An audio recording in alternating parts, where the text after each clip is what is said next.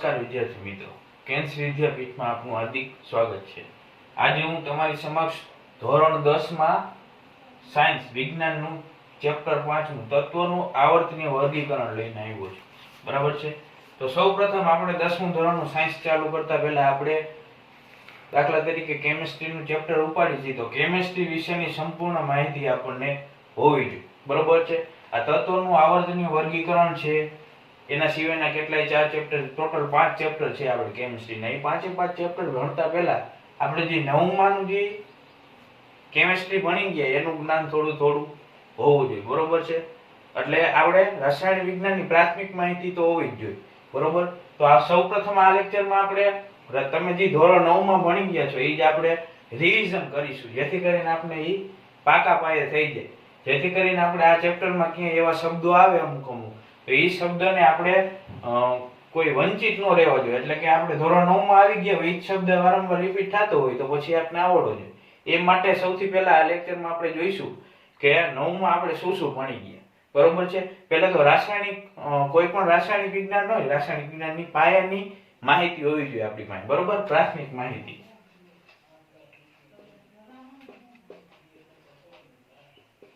રાસાયણિક વિજ્ઞાનની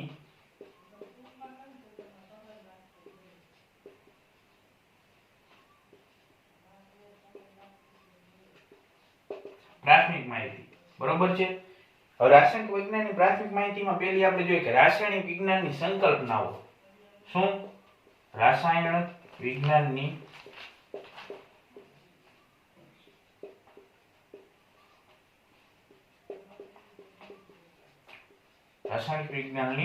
સંકલ્પનાઓ। બરાબર છે। આપણે બે સંકલ્પનાઓ ધોરણ 9માં ભણી ગયા। કઈ તો કે દળ સંચયનો નિયમ અને નિશ્ચિત સમપ્રમાણતાનો નિયમ। બરોબર છે। એક દળ સંચયનો નિયમ,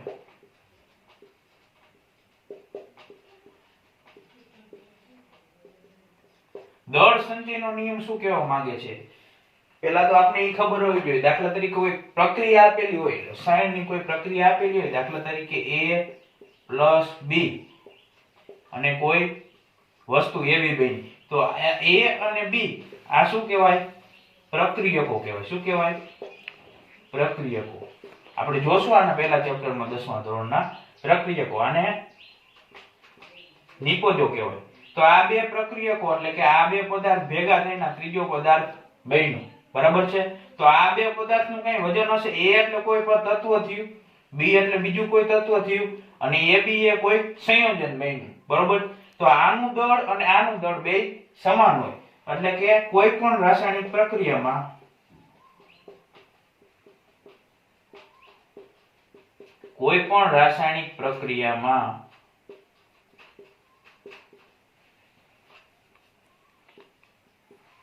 પ્રક્રિયક અને નિપજનું દળ હંમેશા સમાન જ હોય છે। આપણે એનું એક ઉદાહરણ લઈ લઈએ। દાખલા તરીકે કાર્બન પ્લસ ઓક્સિજન, કાર્બન અને ઓક્સિજન મિશ્રણ થઈને શું બને? તો કે કાર્બન ડાયોક્સાઇડ। બરોબર। હવે કાર્બનનું પરમાણ્વીય દળ શું થાય? કાર્બનનું પરમાણ્વીય દળ થાય 12। બરોબર, એ આપણે 9માં જોઈ ગયા પરમાણ્વીય દળ। પછી ઓક્સિજનનું શું થાય પરમાણ્વીય દળ? તો કે 16। પણ કેટલા ઓક્સિજન છે? 2, તો 16 * 2। બરાબર। અને અહીંયા કાર્બનનું આપણે જોયું કે સંયોજનનું આણ્વીય દળ જોતું હોય, CO2 એ અણુ છે, તો આ અણુનું આણ્વીય દળ જોતું હોય તો કાર્બનનું પરમાણ્વીય દળ કેટલું? 12 + 2 * ઓક્સિજનનું આણ્વીય દળ। ઓક્સિજન કેટલા?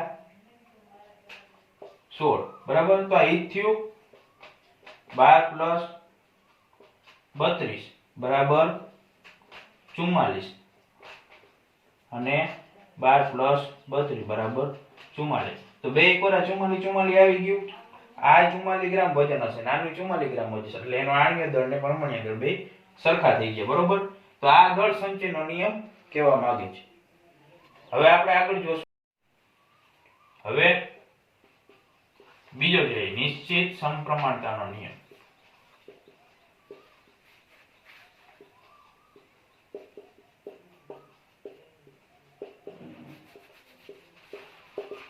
નિશ્ચિત સમપ્રમાણતાનો નિયમ શું કહેવા માંગે છે? તો કે કોઈ પણ સંયોજન એ બે અથવા બે કરતા વધારે તત્વોનું બનેલું હોય છે. બરાબર છે? કે કોઈ પણ સંયોજન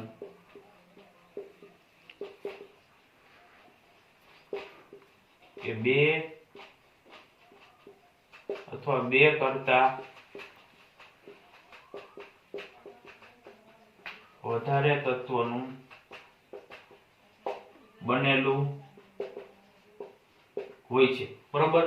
આ સંયોજન બનેલું હોય છે બે અથવા બે કરતા વધારે તત્વોનું બનેલું હોય છે. દાખલા તરીકે કાર્બન ડાયોક્સાઇડ છે તો CO2, કાર્બન અને ઓક્સિજન એ બે તત્વો થઈ ગયા. બરોબર? H2O તો હાઇડ્રોજન અને ઓક્સિજન એ બે તત્વો થઈ ગયા. બરોબર? તો આવું દરેક સંયોજન એક સમાન ગુણોત્તરથી એક સમાન તત્વો ધરાવે છે. બરોબર છે? કે આવું દરેક સંયોજન છે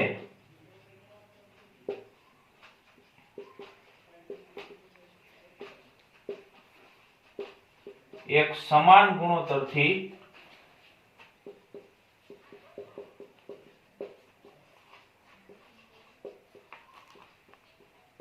એક સમાન તત્વ ધરાવે. એટલે કે તમે કોઈ પણ વૈજ્ઞાનિક હોય, બરોબર, તો એને બીજી અન્ય જગ્યાએથી કોઈ પણ સંયોજન પ્રાપ્ત થતું હોય, દાખલા તરીકે પાણીમાંથી કોઈ તત્વ પ્રાપ્ત થતું હોય, હવામાંથી પ્રાપ્ત થતું હોય કે બીજી કોઈ જગ્યાએથી પ્રાપ્ત થતું હોય, તો અલગ અલગ જગ્યાએથી બધે તત્વો પણ એક જ નામનું તત્વ પ્રાપ્ત થતું હોય. દાખલા તરીકે કાર્બન ડાયોક્સાઇડ લઈ લો, કાર્બન ડાયોક્સાઇડ હવામાંથી લીધો, કદાચ કોઈ વૈજ્ઞાનિકે પાણીમાંથી શોધ્યો, બીજા અન્ય કેમિકલમાંથી છૂટો પડ્યો, તો આવી રીતના કાર્બન ડાયોક્સાઇડ વાયુ અન્ય જગ્યાએથી પ્રાપ્ત થતો હોય. તો એ બધાય કાર્બન ડાયોક્સાઇડ વાયુમાં કાર્બન અને ઓક્સિજનનું પ્રમાણ કેવું હોય? સરખું જ હોય. બરોબર? કે આનું કે કાર્બન ડાયોક્સાઇડ ને એની અંદર તત્વ કયા છે? તો કે કાર્બન અને ઓક્સિજન. તો આ બે તત્વોનું ટકાવાર પ્રમાણ કેવું હોય? ગુણોત્તર કેવો હોય? અચળ જ હોય, એક સમાન જ હોય. આપણે જોઈ લઈએ કે H2O લઈ લે, પાણી. બરોબર? આપણે એક H2O લઈ દરિયાનું, દરિયાઈ પાણી. આપણે લઈ દરિયાઈ પાણી. બરોબર? બીજું લઈ લઈએ નળનું પાણી. પછી ત્રીજું લઈ લઈએ વરસાદનું પાણી. આમાં તત્વ ક્યાં ક્યાં છે? તો કે હાઇડ્રોજન અને ઓક્સિજન. આમાં હાઇડ્રોજન અને ઓક્સિજન, આમાં હાઇડ્રોજન. આ મોલેક્યુલર ફોર્મ્યુલા તો ત્રણેયનું એક જ હશે, પાણીનું H2O. બરોબર? એમાં હાઇડ્રોજન અને ઓક્સિજનનું આપણે ગુણોત્તર પ્રમાણ જોવાનું કે આ ત્રણ જગ્યાએથી અલગ અલગ પાણી આપણે ભેગું કર્યું, તો આ અલગ અલગ પાણી આપણે ભેગું કર્યું એનો જે તત્વ છે હાઇડ્રોજન ને ઓક્સિજન, એનો ગુણોત્તર કેવો હોય? એક સમાન હોય. બરોબર? દાખલા તરીકે લઈ લે, હાઇડ્રોજન નો કેવો ગુણોત્તર હોય? તો કે 2. હાઇડ્રોજન 2 છે, ઓક્સિજન 16. બરોબર? તો આનું હજી આપણે જોઈએ કે ભાગ આલે છે, તો 2 8 16, તો 1:8. આનો પ્રમાણ 1:8 થયું. આમાં જ હાઇડ્રોજન 2 છે, ઓક્સિજન 16. બરોબર? આની અંદર પરમાણુ અંદર શું થાય? હાઇડ્રોજન નું 1, એટલે એવા હાઇડ્રોજન કેટલા છે? 2, એટલે 2 * 1 2, અને ઓક્સિજન નું પરમાણુ અંદર 16. બરોબર? આનું 1:8. આ જ રીતના આનું 2:16, એટલે 1:8. તો આ ત્રણેયમાં 1:8 સમપ્રમાણ જોવા મળ્યું. બરોબર છે? તો આ રીતના એનો નિશ્ચિત સમપ્રમાણતાનો નિયમ થાય. બરોબર? તો આ આપણે જોયું. તો આ હતી રાસાયણિક વિજ્ઞાનની પ્રાથમિક માહિતી. બરોબર? હજી આપણે એમાં આગળ જોઈએ કે પરમાણુ. આપણે એ 9માં ભણી ગયા કે પરમાણુ કોને કહેવાય. બરોબર? પરમાણુ કોને કહેવાય? દાખલા તરીકે આ માર્કર પેન છે, તો આ માર્કર પેન છે એના હું નાના કેટલાય ટુકડા કરી નાખું. જે અતિ સૂક્ષ્મ કણ મળે ને, વૈજ્ઞાનિકોએ જ્યાં લગી નાના ટુકડા કરીને જે અતિ સૂક્ષ્મ કણ મેળવ્યો ને, એને આપણે આ માર્કર પેનનો પરમાણુ કહેવાય. લાકડાનો ટુકડો લો, લાકડાના નાના ટુકડા કરી નાખું, હાવ અતિ સૂક્ષ્મ કણ મળે કે જે આપણે નરી આંખે પણ ન દેખી શકી, એને પરમાણુ કહેવાય. એટલે કે કોઈ પણ દ્રવ્ય લઈ લ્યો કે દ્રવ્યનો નાનામાં નાનો કણ, દ્રવ્યનો નાનામાં નાનો કણ એટલે એને શું કહેવાય? પરમાણુ કહેવાય. બરોબર? કોઈ પણ દ્રવ્યનો નાનામાં નાનો કણ એટલે પરમાણુ કહેવાય. દાખલા તરીકે આપણે લઈ લઈએ કે કાર્બન. બરાબર? કાર્બન એટલે કોલસો. તો કાર્બનનો નાનામાં નાનો કણ, કાર્બનનો શું થાય? પરમાણુ. કાર્બન એ અસંખ્ય જેટલા પરમાણુઓનો બનેલો હોય છે, કારણ કે એ અતિ સૂક્ષ્મ કણ છે, બરાબર. તો આપણે પરમાણુ વિશે 9માં ખ્યાલ મેળવો. ત્યારબાદ પરમાણુની સંજ્ઞા, દાખલા તરીકે આ રીતના હોય તો આપણે હાઇડ્રોજન પરમાણુ તરીકે ઓળખી, બરોબર. ખાલી આ રીતના હોય તો આને ઓક્સિજન પરમાણુ તરીકે ઓળખી. પછી આ રીતના ઘાટું હોય તો એને કાર્બન પરમાણુ તરીકે ઓળખી. પછી વચ્ચે સી કરવામાં આવે તો આ કોપરનો પરમાણુ, પછી આઈ કરવામાં આવે તો આ આયોડિનનો પરમાણુ, બરાબર છે. આ રીતના આપણે પરમાણુની સંજ્ઞા પણ જોઈ હતી, બરોબર છે. તો આ બધા પરમાણુ છે. પછી પરમાણ્વીય દળ આવે કે પરમાણ્વીય દળ આપણે અલગ અલગ ચર્ચા કરી હતી. કોઈ પણ પરમાણુ હોય તેનું કઈક દળ હોય, એનું કઈક વજન હોય. તે પરમાણ્વીય દળ કેટલું હોય એ આપણે આગળ વધુ ડિટેલમાં અભ્યાસ કરીશું, બરાબર. પછી અણુ, કે અણુ કોને કહેવાય? તો અણુ બે પ્રકારના હોય. કેવા? તો કે તત્વના અણુ અને સંયોજનના અણુ. ક્યાં ક્યાં? કે તત્વના અણુ અને સંયોજનના અણુ.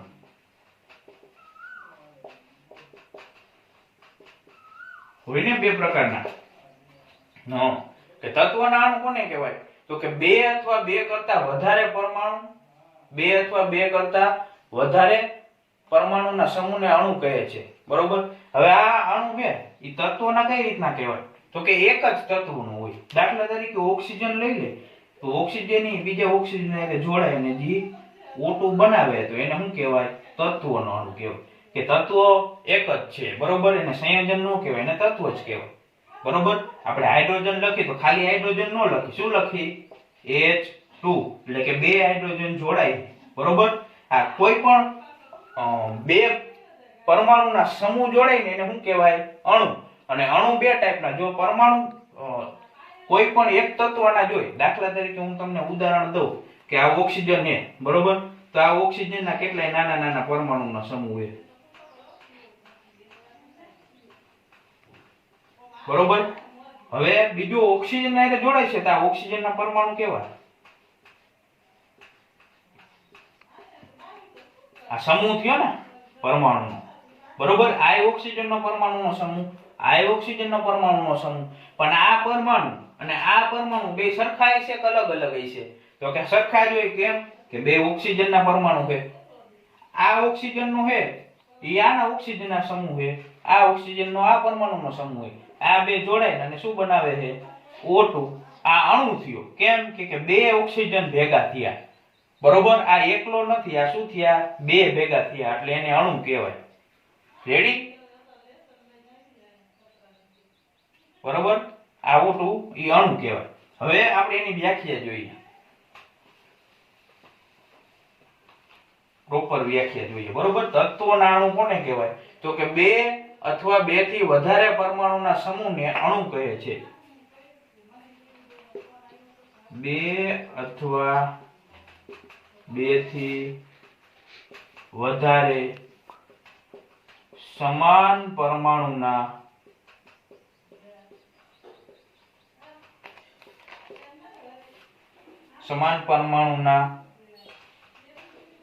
સમૂહને તત્વોના અણુ કહે છે. રેડી? બે અથવા બે કરતા વધારે શું કામ કીધા? દાખલા તરીકે આ O2 છે તો આમાં ઓક્સિજન કેટલા?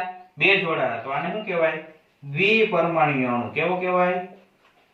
દ્વિપરમાણુય અણુ. એ જ રીતના O3, ત્રણ ઓક્સિજન એને આપણે ઓઝોન વાયુ કહીએ છીએ, બરોબર. કે આ ત્રણ ઓક્સિજનના પરમાણુ જોડાય તો આ ત્રિપરમાણુય અણુ કહેવાય. રેડી? હવે સંયોજનના અણુ. સંયોજનના અણુ એટલે કોઈ પણ બે તત્વો છે અલગ અલગ હોવા જોઈએ, બરોબર છે. કે જુદા જુદા તત્વોના પરમાણુ એક નિશ્ચિત પ્રમાણમાં એકબીજા સાથે જોડાઈને સંયોજનના અણુનું નિર્માણ કરે છે. શું કહેવાય? જુદા જુદા તત્વોના પરમાણુઓ એક નિશ્ચિત પ્રમાણમાં એકબીજા સાથે જોડે છે. જુદા જુદા તત્વોના પરમાણુઓ એક નિશ્ચિત જુદા જુદા તત્વના પરમાણુઓ એક નિશ્ચિત પ્રમાણમાં જોડાઈને સંયોજનના અણુનું નિર્માણ કરે છે. સંયોજનના અણુ એટલે કોને કહેવાય? દાખલા તરીકે H2O, હાઇડ્રોજન અને ઓક્સિજન બે અલગ અલગ પરમાણુ થઈ ગયા, અલગ અલગ તત્વો થઈ ગયા, બરોબર. પછી CO2, બરોબર. પછી ખાલી CO, કાર્બન મોનોક્સાઇડ, પછી HCl. આ બધા શું છે? સંયોજન અને એના અણુ, બરાબર. તો આપણે જોયું તત્વના અણુ ને સંયોજનના અણુ. હવે આપણે જોયું આયનો, બરાબર. આયન કોને કહેવાય? તો કે કોઈ પણ ધાત્વિક ધાતુ અધાતુ તમે જોઈ હશે 9મા ધોરણમાં, 8મા ધોરણમાં, આગળના ધોરણમાં. ધાતુ કોને કહેવાય, ન ધાતુ કોને કહેવાય એ તો ખબર જ છે. તો ધાત્વિક અથવા અધાત્વિક સંયોજન હોય એના જે તત્વો છે એ તત્વો વીજભારિત ઘટકમાં વહેંચાયેલા હોય છે, બરોબર છે. કે કોઈ પણ ધાત્વિક છે અધાત્વિક છે એ સંયોજન હોય તો એના તત્વો કોઈ વીજભારિત ઘટકના બનેલા હોય. તો એ વીજભારિત ઘટક એટલે જ આયનો કહેવાય, બરોબર છે. તો કે ધાતુ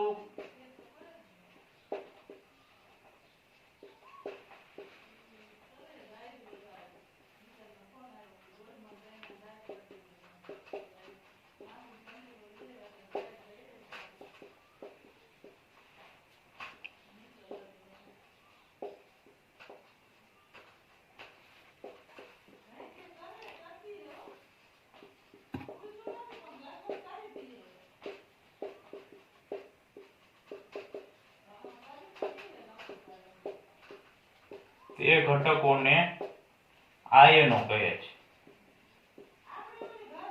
આયનોના બે પ્રકાર હોય છે. કયા કયા? તો કે ઋણ આયન અને બીજું કયું? તો કે ધન આયન, બરોબર છે. આ ઋણ આયન અને ધન આયન છે એને પણ નામ આપવામાં આવ્યા છે. તો કે ઋણ આયન છે તો એને આપણે એનાયન તરીકે ઓળખીએ અને ધન આયન છે તો એને કેટાયન, બરાબર છે.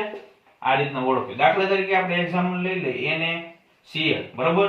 NaCl એ શું છે? મીઠું, બરાબર છે. હવે NaCl માં બે તત્વો છે. ક્યાં ક્યાં? તો કે Na અને Cl, બરાબર છે.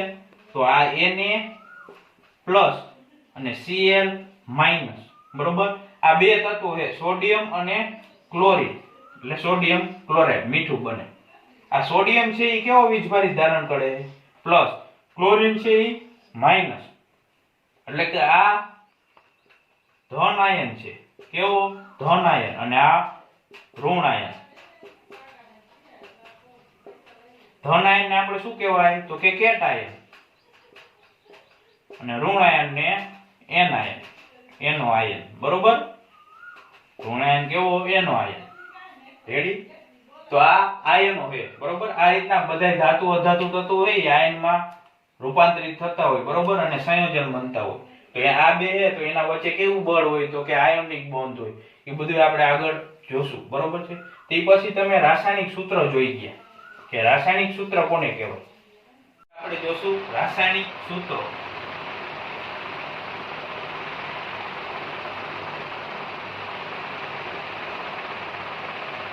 રાસાયણિક સૂત્રો. રાસાયણિક સૂત્ર કઈ રીતના બને?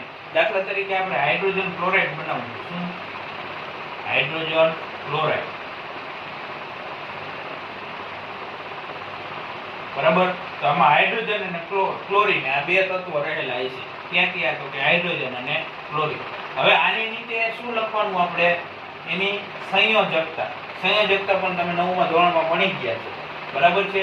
સંયોજકતા કઈ રીતના નક્કી થાય? તો કે એના જે બાહ્યતમ કક્ષામાં ઇલેક્ટ્રોન છે એને અષ્ટકનો નિયમ પૂર્ણ કરવા માટે કાં તો એ કેટલા ઇલેક્ટ્રોન ગુમાવે કાં તો એ કેટલા ઇલેક્ટ્રોન મેળવે. આ હાઇડ્રોજન છે તો હાઇડ્રોજનની ઇલેક્ટ્રોન રચના શું થાય?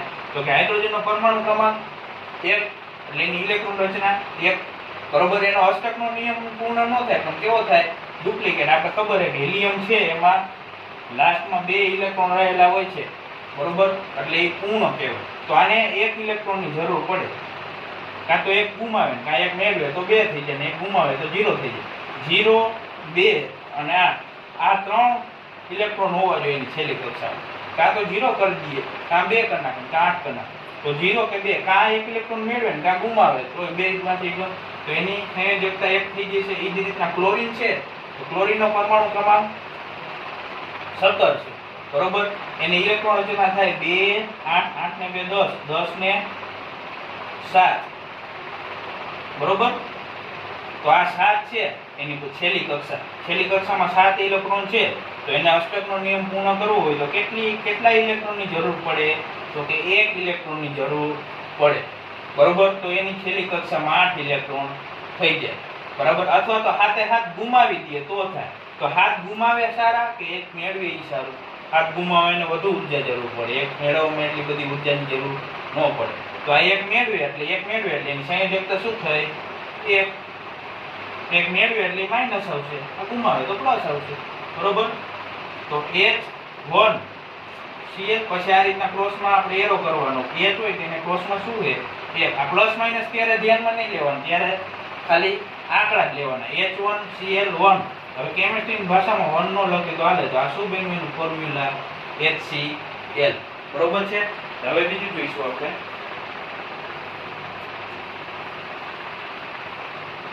બીજું લઈ લઈએ હાઇડ્રોજન સલ્ફાઇડ.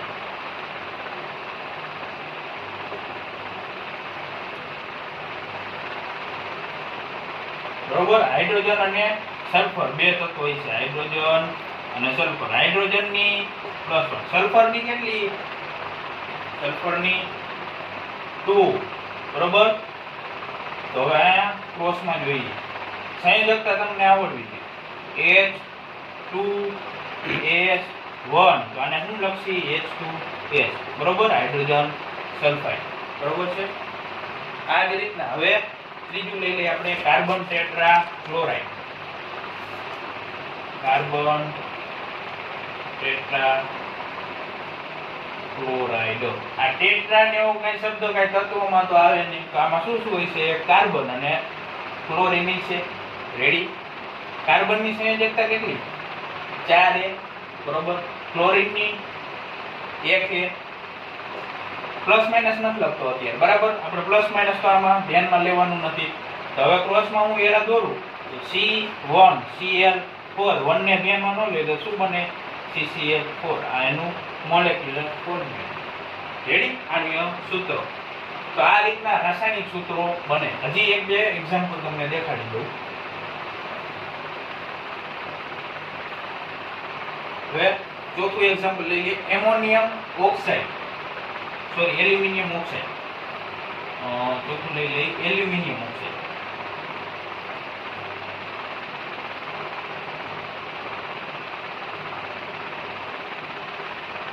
બરોબર. આમાં એલ્યુમિનિયમ અને ઓક્સિજન આ બે તત્વો આવશે. આ એલ્યુમિનિયમ અને ઓક્સિજન. રેડી. એલ્યુમિનિયમ ની કેટલી છે? +3. ઓક્સિજન ની -2. તો બે ક્રોસમાં જાય તો શું આવે? Al2O3. બરોબર. જો આયા ઉડતા હોય તો ઉડાડવાના. દાખલા તરીકે આમ હોય A2 અને ઓની જગ્યાએ બીજું આ બે તત્વો એલ્યુમિનિયમ ઓક્સિજન જગ્યાએ મેં AB તત્વો ધાર લીધા. A2B4 હોય તો આમાં ઉડાડવાના. શું? તો કે 2 × 2 = 4 થાય. તો એના સમપ્રમાણ થઈ જાય. તો A1B2. તો આને આપણે શું લખી શકીએ? AB2. તો આ રીતના થતું હોય તો કરવાનું. રેડી. હજી આપણે બીજું એક્ઝામ્પલ લઈ લઈએ, પાંચમું. કયું લઈશું? તો કે એલ્યુમિનિયમ સલ્ફેટ લઈ લઈએ. Ammonium sulphate. બરોબર. Ammonium sulphate. આમાં એમોનિયા અને સલ્ફેટ. બરોબર. આ બે વસ્તુ જોવાની. એમોનિયા એટલે એનું સૂત્ર શું થાય? તો કે NH4 અને સલ્ફેટ એટલે SO. હવે NH4 ની સંયોજકતા +1, SO4 ની -2. તો ક્રોસમાં લઈ લઈએ તો NH4 ક્વાર્ટ. અને શું કહેવાય? ક્વાર્ટ. NH4SO2. તો આનું રાસાયણિક સૂત્ર. રેડી. હવે આપણે જોઈએ આણ્વીય દળ. બરાબર છે. આણ્વીય દળ એટલે કે કોઈ પણ અણુનું દળ. દાખલા તરીકે લઈ લઈએ આપણે H2O. તો આ H2O એક અણુ, બરોબર. એની અંદરના તત્વો ક્યાં ક્યાં છે? હવે આણ્વીય દળ એટલે એની અંદરના તત્વો હોય, બરોબર, એના પરમાણુ દળ. હાઇડ્રોજન છે તો હાઇડ્રોજન કેટલા છે આમાં? તો કે 2. તો 2 * હાઇડ્રોજન નું પરમાણુ દળ.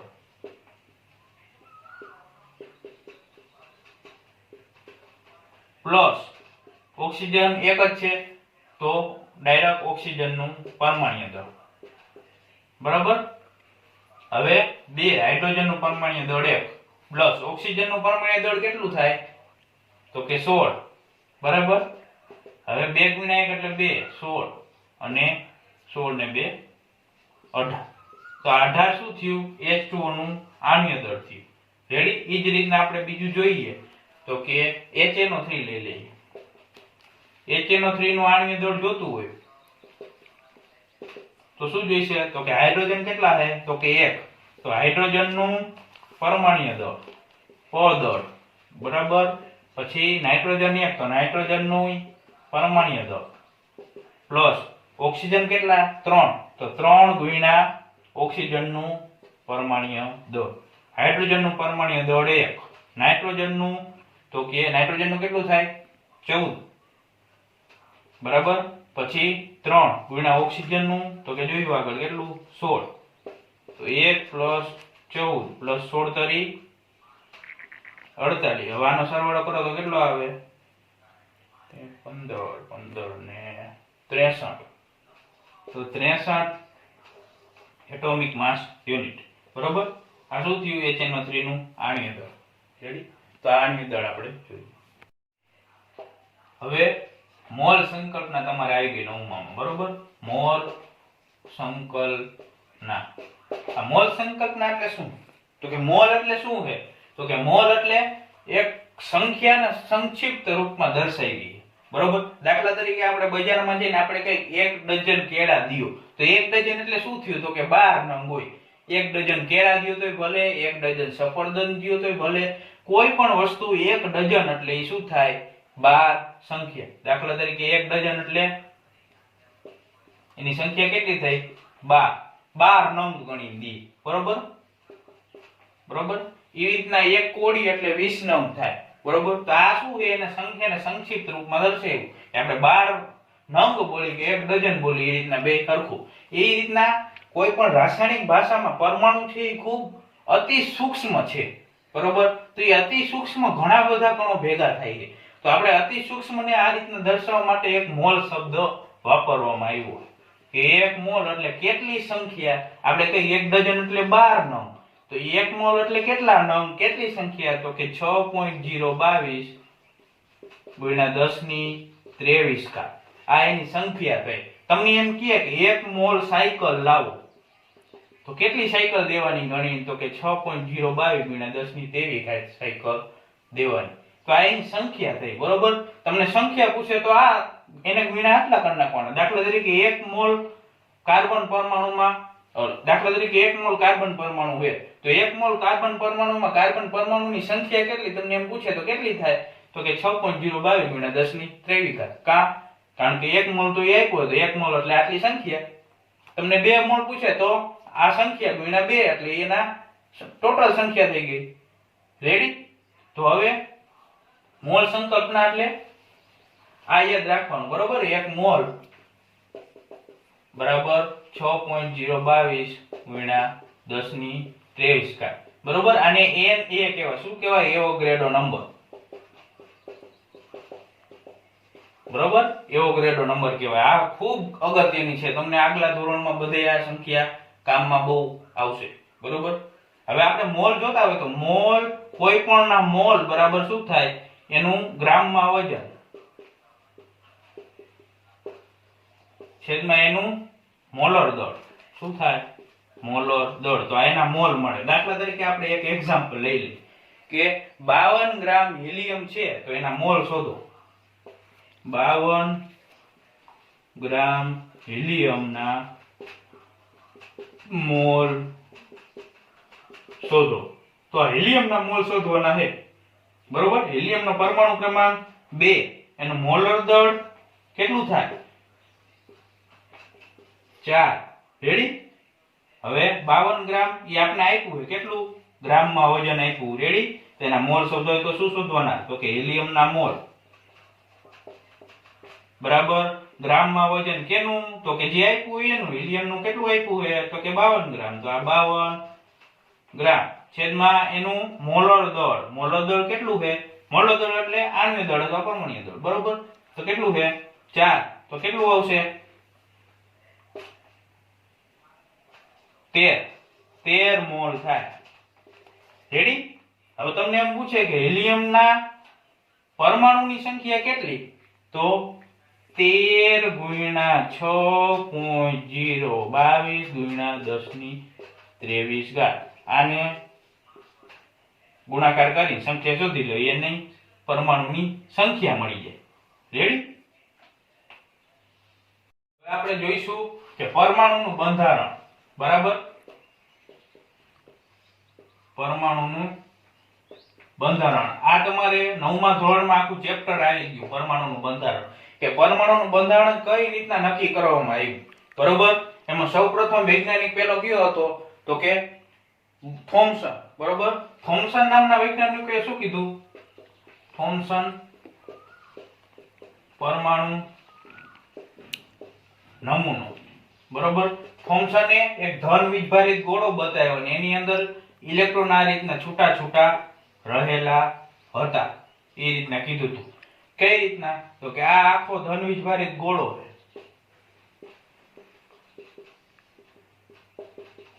અને એની અંદર ઇલેક્ટ્રોન છૂટા છવાયા રહેલા છે, બરોબર?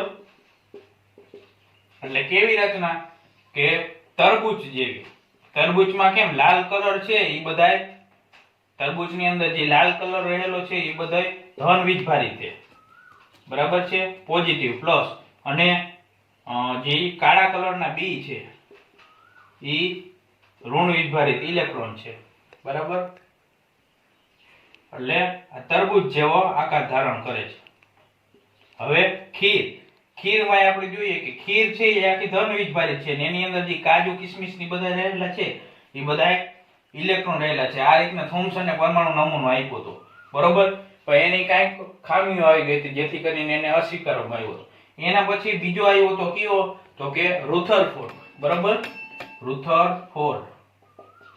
રુથરફોર્ડ નામના વૈજ્ઞાનિકે કયો પ્રયોગ કર્યો હતો? તો કે આલ્ફા કોણ પ્રકીર્ણનનો.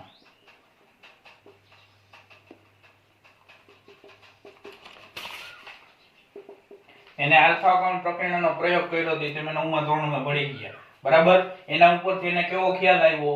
તો કે અમુક કણો છે એ વિચલિત થતા હતા, અમુક કણો સીધા પસાર થઈ જતા હતા, બરાબર? જે એના પ્રયોગ કર્યો એમાં એને શું કીધું કે ધન વીજભારિત ભાગ ખૂબ ઓછો વિસ્તાર રોકે છે, જ્યારે ઇલેક્ટ્રોન છે એ ઋણ વીજભારિત ખૂબ વધારે વિસ્તાર રોકે છે, બરાબર? ધન વીજભારિત ભાગ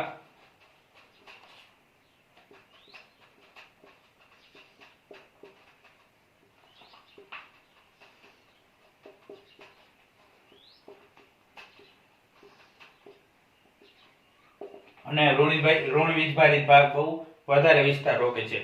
પછી ઇલેક્ટ્રોન છે એ કેન્દ્રની આસપાસ નિશ્ચિત કક્ષાઓમાં જ પરિભ્રમણ કરે છે, એવું પણ એને દર્શાવ્યું હતું. ઇલેક્ટ્રોન છે, બરોબર, એ કેન્દ્રની આસપાસ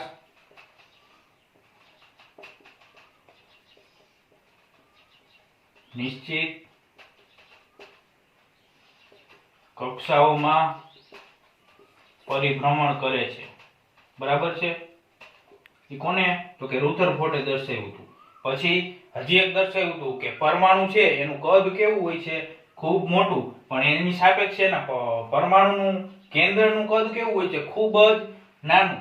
જેમ કે આખું ક્રિકેટ ગ્રાઉન્ડ હોય અને એની અંદર હું 1 રૂપિયાનો સિક્કો મેકું તો એ ક્રિકેટ ગ્રાઉન્ડની સાપેક્ષે 1 રૂપિયાના સિક્કાનું કદ કેટલું થયું? અતિ સૂક્ષ્મ થયું, બરોબર? તો કે પરમાણુનું કદ, પરમાણુના કેન્દ્રનું કદ